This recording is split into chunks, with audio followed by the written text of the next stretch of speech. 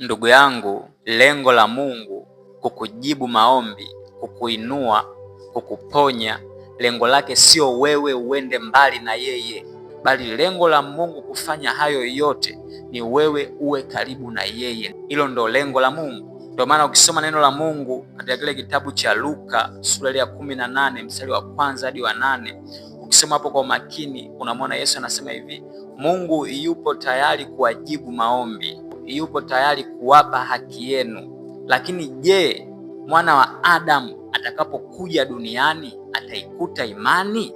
Kwa unaona, kumbe lengo la Mungu kukujibu wewe maombi, lengo lake ni kutengeneza mahusiano ya karibu kati yake yeye na wewe, sio wewe uende mbali na yeye. Usiwe kama yule mwana mpotevu. Ukisoma neno la Mungu katika kitabu cha Luka sura ya 15 mstari wa 11 hadi wa 13, yule mwana mpotevu unamwona anaenda kwa baba yake kwenda kumwomba mali kwa unyenyekevu sana. Lakini baba yake baada ya kumpa mali huyu mtoto, unamwona huyu mtoto anaenda mbali na baba yake, anaenda kuzitumia hizi mali vibaya sana, tena kwa uasherati.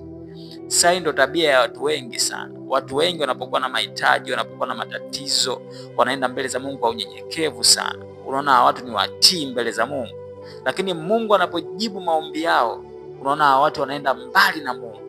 Ndio maana unamwona Yesu anauliza, anasema, je, atakapokuja ataikuta imani?